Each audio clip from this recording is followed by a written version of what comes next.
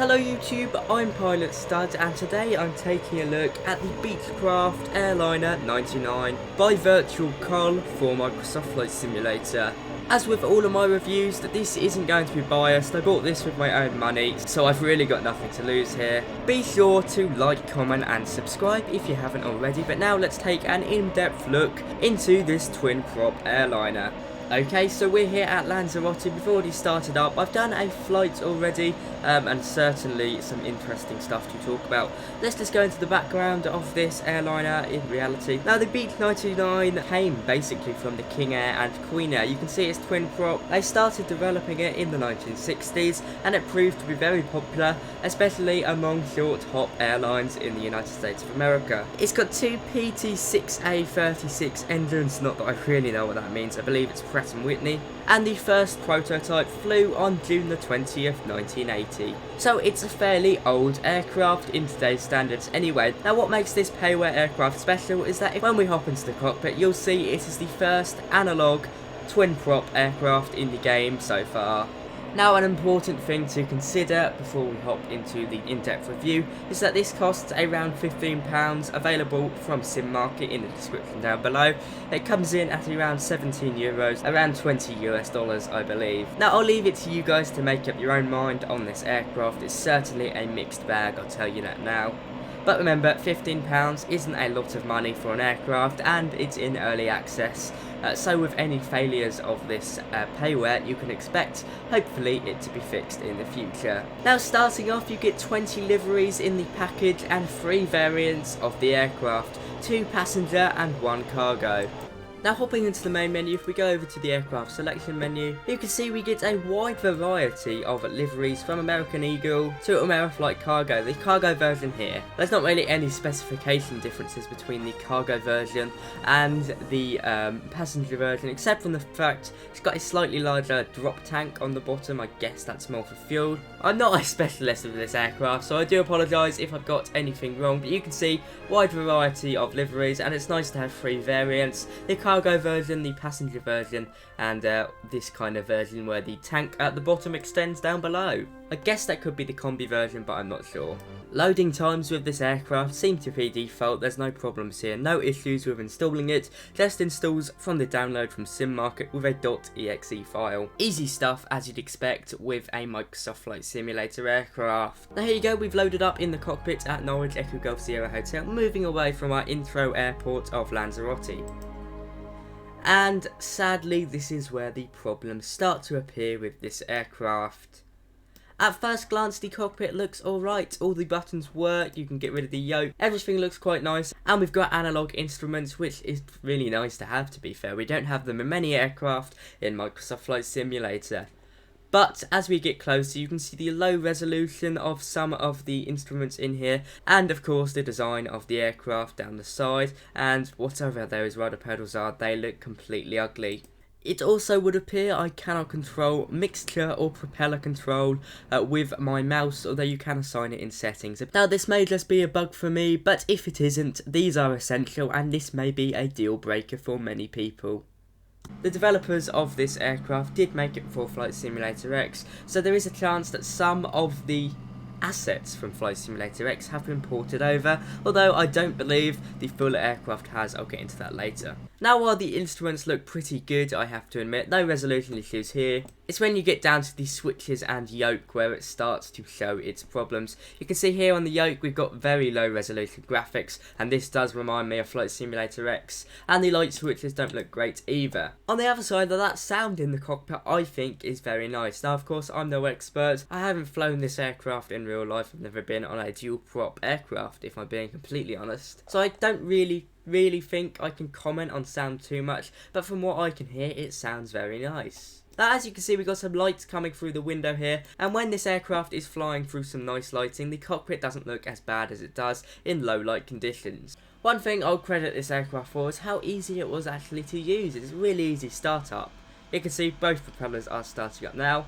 Is the navigation display up here or radios?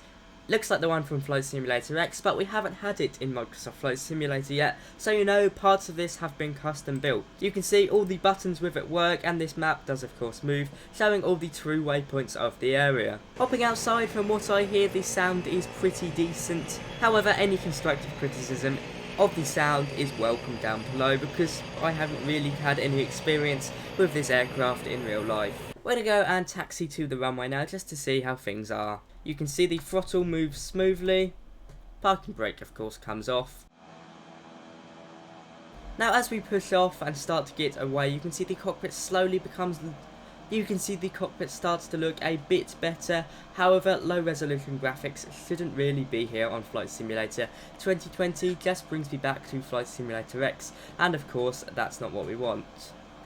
Control sensitivity wise, it's not bad. Straight out the box with my default settings, rudder control seems to feel nice and smooth. The only thing I would say is check your flight model. I was experimenting between Legacy and Modern, and it would appear while Legacy does have its benefits for older aircraft, Modern is the one to have on. Of course, if you're on Flight Simulator 2020, you really should have Modern anyway. Turn on beacon lights as we come onto the runway. You can hear the click. You know, it is a very well-made aircraft in some respects, and it does fall short in others. Before we take off, one thing that does annoy me is you can't open the doors despite there being a fully fledged door handle here. Taking a look at the external model, you can see it looks rather nice. Although once again it does fall victim to some low resolution textures. As we look closer towards the front of the fuselage, the nose, you can see we've got some pixelation around here, which certainly isn't the best. The gear design suffers to that as well. You can see down here we've got some pixelation. It looks pretty good from the back. Now, the aircraft from the outside does look rather small, so I didn't actually expect there to be this many seats in the back of the aircraft, but you can see actually we've got our first airliner interior in Microsoft Flight Simulator. It's a bit sad that we've got that bug where you can't move around with the arrow keys like you used to be able to.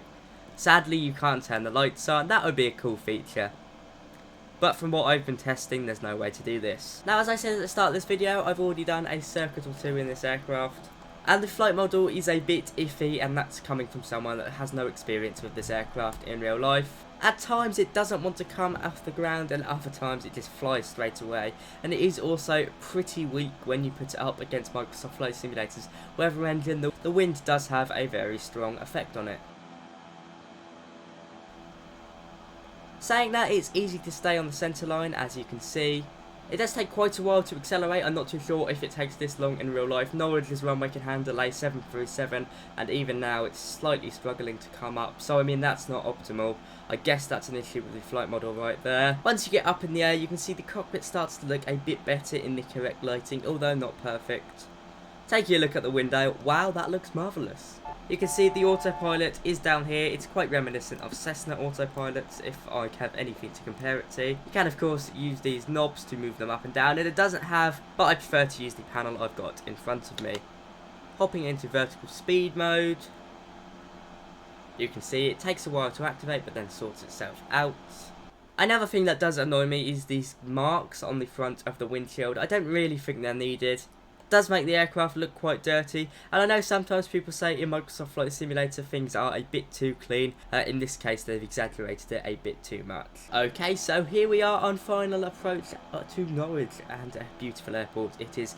You can see the cockpit doesn't look as bad as it did when we first started up. It kind of comes into its own in different light conditions. I've encountered a problem here. It's very annoying. If you extend full flaps, this aircraft has no chance. You can see it's almost stalling now. So make sure you put all your flaps up if you want to keep any power. It is honestly rubbish. I'm not too sure what that's about. But if you start off setting an airport as your arrival in Microsoft Flight Simulator, it automatically deploys all of your flaps. There we go. We've got the gear warning now. I know that's not good, and it shouldn't be like that. I hope it's fixed in the future. So just be sparing with your flaps. I think that's the message here.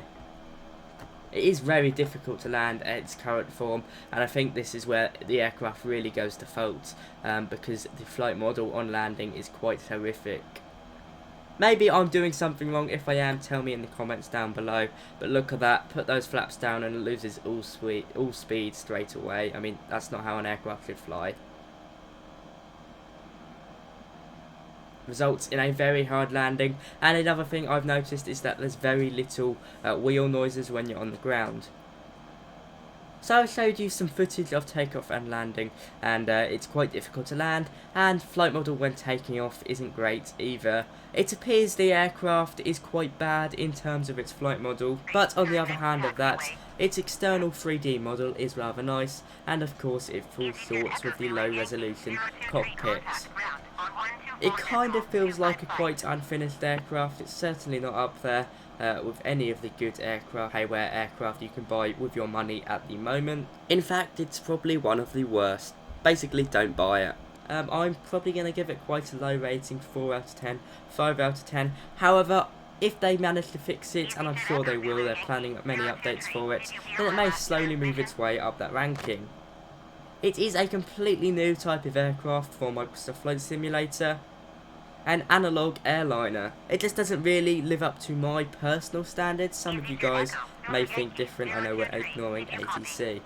One thing I've also noticed as well is that I appear to have no control of mixture or propeller control on the ground. I'm not too sure if this is just me, it might just be a bug, but if it's not implemented yet, then that is simply not good enough. Mixture and propeller control are essential for any pilots that love to fly in aircraft like these, so the fact it's not implemented is pretty shocking.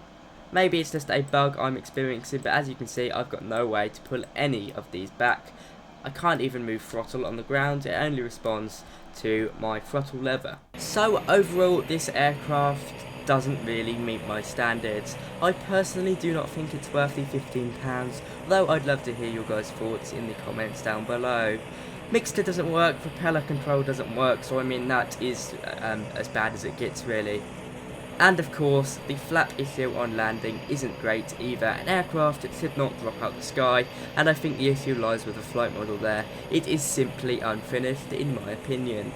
The aircraft does look very pretty from the outside, but in the inside it is low resolution and not good. Personally, I don't think it's worth £15, but you guys might challenge that and feel free to do in the comments down below. So another aircraft review for Microsoft Flight Simulator. In my opinion, the Beechcraft 99 airliner or cargo plane, whatever you only like to fly, is not worth it at the moment. However, the developers do seem to want to update it quite often, so it may be an opportunity to invest, and as they update the aircraft, but you never know, so maybe buy it now and wait for the updates in the future. That's just a suggestion from me. I hope you guys have enjoyed this video, taking a look at the Beechcraft 99, an interesting dual propeller airliner. I'm going to wrap it up here. Have a fantastic day. Be sure to like, comment and subscribe if you haven't done already, and if you want to support my channel through donations, my Buy Me a Coffee link is down below. Thanks for watching guys, bye bye.